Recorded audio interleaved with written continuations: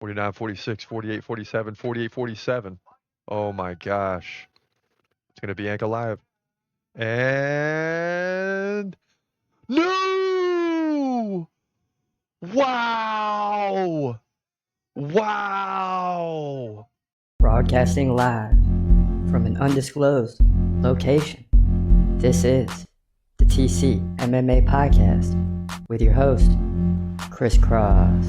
Whoa!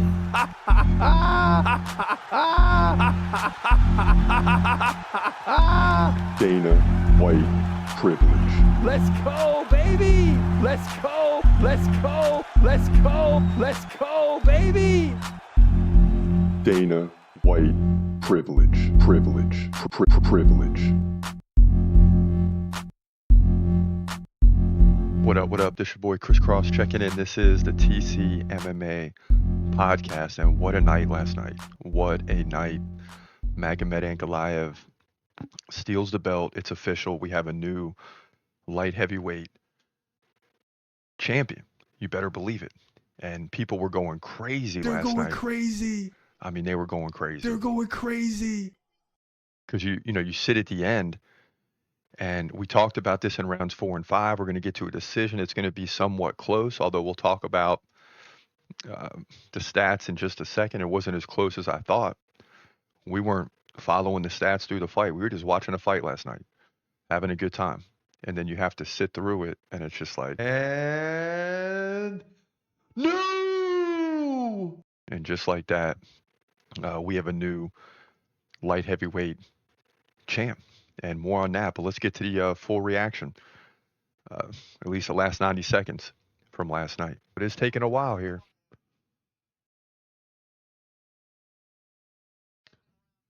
And here we go.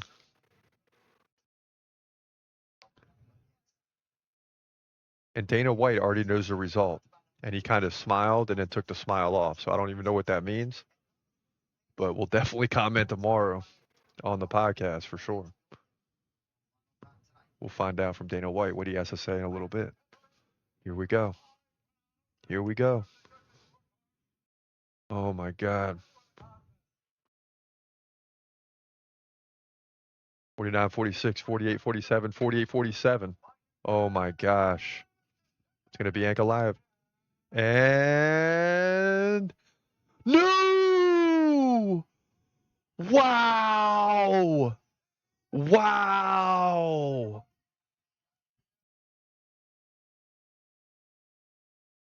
Alex Pereira cannot believe it. And that's why Dana White smirked. Now we know. Unbelievable, because of all the stuff that Dana White said in the past, especially after the tie against Jan Blachowicz. Magomed Ankalaev gets one judge 4-1. That's ridiculous. I couldn't see it being any more than 48-47. But listen, we have a new light heavyweight champion, and his name is Magomed Ankalaev. Yeah, and it's just unbelievable. I mean, I didn't see this coming. I mean, I did not see this coming. Wow! Magomed Ankalaev takes down Alex Pereira. And no! They're going crazy. They're going crazy. They're going crazy. Yeah, I mean, people were losing their minds last night. And, today when you look at the numbers, okay, I get it. Significant strikes, 94-76 for Ankalaev. Total strikes, 127-97. Head strikes was ridiculous, 36-11. And Ankalaev blasts Pereira saying he ran for like 20 straight minutes. And, today, Ankalaev had to take a lot ahead of this fight. He had to wait for a long time to get this fight. And all we heard was, you're not good enough. You're beating people, but it's going to a decision. It's not exciting. And he proved all the doubters, including myself, wrong. He proved us wrong. It's as simple as that. I mean, he proved us wrong. And Ankalaev walks away with the belt. Now, in terms of the due list, we had to make some changes. Alex Pereira way down at number 10. Ankalaev makes his debut on the due list now at number 9. We got to, and you look above him, Aspinall, Dvalishvili has defended uh, the belt. Topuria relinquished the belt to go to lightweight. Duplessis is the middleweight champ. Shavkat arguably is already the welterweight champ, although Bilal will have something to say about that. And then at the top 3, I don't think you can argue. I mean, I guess you can argue with Hamza, but because he hasn't won the belt yet. And then John Jones, Islam Makhachev, but that's kind of the way it goes. Sean O'Malley got dropped to 11 because of Ankalaev getting in there. Bilal Muhammad is number 14. He's fighting soon. If he defends the belt one more time, which he should, he's going to jump way up into the top 10, probably close to the top 5. And then you got Charles Oliveira down there at 19, and Shevchenko got bounced from the top 20, although we got to find a spot for her. What's up with Aljamain Sterling? I got to see him one more time before I can take him off the dude list, although you can make the argument he should already be off. So that's kind of where things stand right now. And, Ankalaev beating Pereira could signal the end for Pereira. And you say, what do you mean? Yeah, it could signal the end. Definitely could signal the end because he's 37 years old. And that was the big discussion going into the fight is time running out for Alex Pereira. And it looked like last night he looked slow. He didn't look like he did as fighter of the year in 2024, but was that because he's slowing down or was that because Ankalaev is that good, right? That's what you have to weigh. Now, there were some other big fights on this card, a few lightweight division fights. Gaethje and Fiziev went to a decision. That was fight of the night, although you can argue that Jordan Santos and Ozzy Diaz in the first fight of the night was the fight of the night. I mean, those guys went off. But then you get down to fight 3, Jalen Turner versus Bahamondes. Check this out. So here we go. Jalen Turner, Ignacio Bahamondes. Full fight reaction. We're here until this thing finishes, and these guys are coming out in a hurry.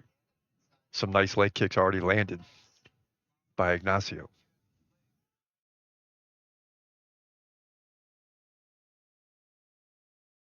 Both guys got a lot of bounce in their step.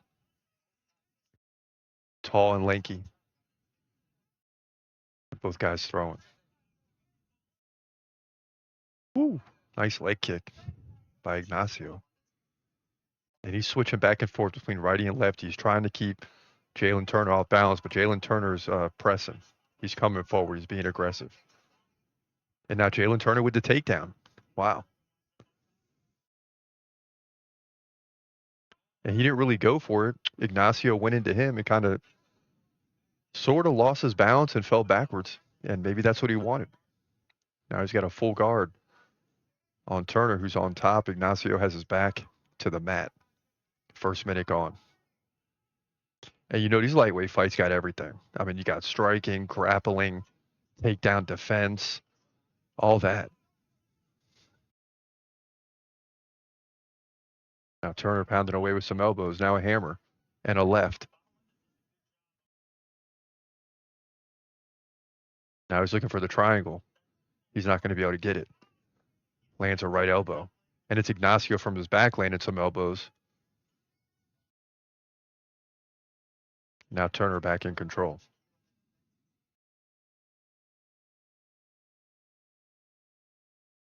And Jalen Turner climbed to as high as what, 5, 6, 7, somewhere around there in the lightweight division.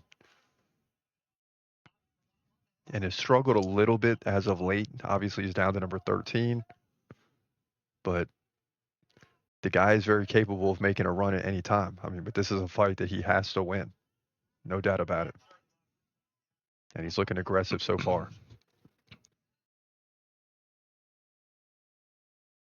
Look out for this armbar. Uh-oh. We got a triangle now. Oh, boy. Jalen stuck in a triangle. I don't think he took it serious. And now he's in trouble, man. And he taps. Wow, dude. Come on, man. Ignacio Bahamondes finishes Jalen Turner, who looked like he didn't really take the position that serious. And then you seen his eyes open. He realized, oh boy, this is not good. And Ignacio Bahamondes finishes Jalen Turner. He's going to move to 17-5, just like that. And what that'll do is get him into the rankings for the first time. He'll be in the top 15. And that's a rough loss for Jalen Turner. The Tarantula falls here in a huge lightweight division fight at UFC 313. Yeah, and you guys know I'm a big Jalen Turner fan, so it was rough to watch that. And he was so frustrated he left his gloves in the octagon, signaling his retirement. And we'll see if cooler heads will prevail. But you know that's the emotion that's involved in these fights. But Jalen Turner fell in that big lightweight showdown. Now the finish of the night was Ruffy's KO over King Green, and I should have heeded your warnings because a lot of you told me I was crazy for this pick. But I just like King Green. But I recognize, not now, even going in, how good Ruffy is. I just thought King Green could do something, but it didn't go that way. Not even close. Already the pace picking up here. First 90 seconds gone. And King Green having a tough time just trying to figure out Ruffy. Now he switches to right hand. And he comes in, misses on the left. And Bobby's just reaching out there. I mean, not looking good. The body language does not look good right now. But maybe he's just trying to figure it out. We'll see. King Green switching back and forth from lefty to righty. Oh, spinning kick. That was fast, Bobby. King Green is done. Done. Wow. And the camera switched the angle right when it was landed. Oh my goodness. Riccio Ruffy gets the KO. Unbelievable. And he's sitting on top of the octagon.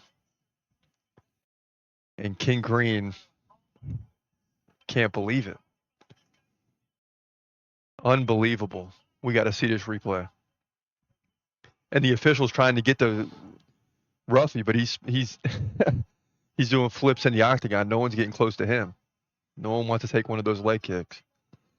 And King Green can't believe it. He's going to go talk to Ruffy now. And here comes a replay. Boom. He feints on the left. Spinning back kick. Boom. Finish. Wow. Wow. Boom. Yeah. Wow. Wow. Superb, man. Unbelievable. Not unbelievable. I knew we took a big chance on King Green, but now I'm a big believer in Mauricio Ruffy for real. Beam. Wow. Wow. Wow, wow, wow. What a way to start off this main card. And that'll do it here. Lightweight division never lets down. Mauricio Ruffy, the Brazilian, moves to 13-1 with a quick finish over King Green. Lightweight division, UFC 313. Yeah, and I didn't see who Dana White said was the finish of the night, but if he's not in there, then forget about it. That was one of the biggest KOs of the year, bar none. Now, before we get into other stuff involving ESPN and the pay-per-view meltdown, let's just look at how this card played out. 6-4 in the night, not bad. Could have been a great night if Pereira would have won the fight. We really needed that. Now we fall to 3-5 in the main event. So we lose Pereira, Jalen Turner, King Green. Could have easily seen those coming. And Jordan Santos at the beginning of the night on a rough decision. Great fight there by him and Ozzy Diaz. Some other close decisions, though, we benefited from. So 6-4 will take it, 52-41 overall. So not bad there, but the main event, we're struggling again, just like we did last year. And you know what that means? It's going to open up the opportunity for people to get in the comment section and say, hey, you don't know what you're talking about. You should have seen this coming. You know, all this type of stuff. And it's all good. We welcome it. I mean, it's all good. But that's the way it turned out last night. But we'll take the 6-4. We got to start getting it together in the main event. That's for sure. So last night, ESPN had a major meltdown, and everybody's talking about it. The pay-per-view was not accessible to a lot of people for some reason. And the reason why this is huge right now is it would appear that ESPN is making moves to try to re-sign the UFC. The rights deal ends this year. If I had my vote, I want ESPN to be the future for the UFC because they provide great stats. Um, I can watch everything in one place. And the stats, seeing the significant strikes and head strikes and all that, calculate live is very important to what we do. So I want to see ESPN keep the rights deal. But last night, people can't access the pay-per-view. It's like at the worst time because now you have another month and well, really 5 weeks before the next pay-per-view. And by that time, the window will open for other companies to come in and start bidding. And ESPN wants to avoid that. They got rid of Formula One. They got rid of one other major sports event. I can't remember what the other one was, but it would appear they're starting to free up some money to re-sign the UFC, right? They don't have like a dominant deal. I mean, they do with hockey, but you don't with NBA or NFL, and UFC is quickly climbing the charts as one of the biggest sporting organizations, and they should sign with whoever they sign with a huge deal, not like that of NBA and NFL yet. I mean, you're talking uh, a lot of billions of dollars in difference there, but the UFC is year round, and they're going to get a big time deal, and who knows if ESPN can meet that. We'll see. But it didn't help last night that people were trying to access the pay-per-view and couldn't. Now, does that really affect the UFC? I mean, it's really up to ESPN. I don't know if UFC gets any type of kickback for the pay-per-view situation, but they have a rights deal with ESPN, and it's up to ESPN to then broadcast and make the money. So it really hurts them at the end of the day. But as a brand, the UFC does not want to see people who want to pay for the pay-per-view not be able to watch it. So that's a big problem last night, and it's not good for ESPN no matter how you swing it. It just came at the worst possible time. No doubt about it. No doubt about it. So that's a situation. You're going to hear people talking about that throughout the coming week for sure. I mean, because if you're trying to buy it and you can't get it, you're not too happy. Now let's jump into the Q&A. A lot of comments coming in. Ankalaev took the bell, says Oz Payos, it looks like. Yeah, I mean, he sure did. He took the belt, and it looked pretty easy. Saif says, love the smell of Alex fan crying. And when he fell last night, it wasn't upsetting to me like it would be if it was Hamza or John Jones or even Islam. It just wasn't because I before the fight, I'm like 37. That's a rough age where you really start slowing down. Will Pereira slow down? And he did. And I wasn't surprised as the fight was taking shape. But I get what you're saying. I mean, we had him at number 3 on the dude list, and Ankalaev wasn't even ranked. So there you have it. At King Turs, Anita Bryce Mitchell versus Jean Silva breakdown, the biggest fight right now. And of course, we replied and said, hey, the video is up. So there you go, King Turzy. I hear you. We're one step ahead, at least for now. At Bruno says, come on, bro. This is the best striker from Fight Nerds. This is the all-in bet, bro. Come on. This is almost, yeah, I hear you. Rufy will play with Green before the KO. Well, he didn't even have time to do that. He just went in there and KO'd him.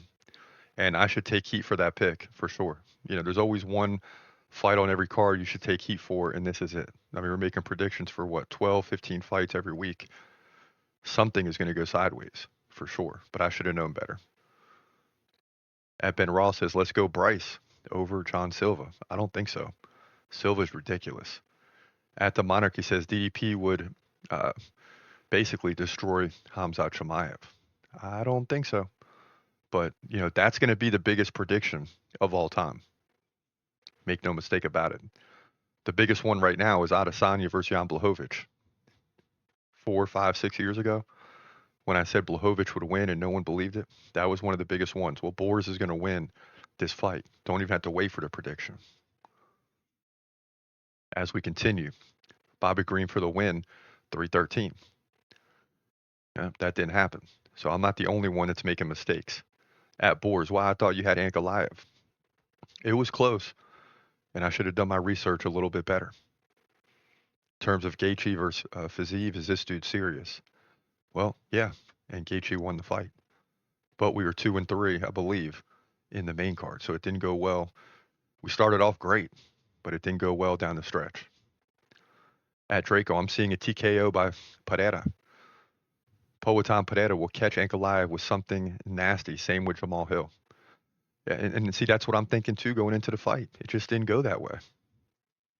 Just didn't go that way. At A Boss, keep going, bro. You're one step away from breaking through, and I appreciate that. But this is how comments go. Then you read the next one. Terrible breakdown on the prediction. Do better, my friend. Respect, though. So at least he left a respect, though, at the end, you know. And listen, when you're doing this, you're going to have to expect some negative comments, right? And if you attack character or you go below the belt, I'm just done with you. I don't mind taking the heat at all. In fact, I welcome it. But some people go too far, and it's all good. I'm just done with you. That's all. So I appreciate that comment even more than the positive comments. With the respect, though, at the end, no doubt. At the master, can you add a tracker for rounds plus timestamps next time so we can find your reaction to certain moments in the fight easier? And I hear you, man. This has been something I've been thinking about, especially during the live watch party, is adding a round tracker with the countdown of the round. And I just got to keep doing my research to figure out how I'm going to get that done. There's just so much going on. And then when the fights end, it's like 1 a.m, you know, and I'm a working individual. So I got to get my sleep schedule back on track. It's hard to stay up till 1 a.m. when you're getting up at 5 a.m. For work, not necessarily the next day, but to flip your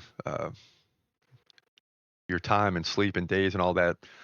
You know, I'm posting a video and I'm going to bed, basically, so I can get up and do what I'm doing now.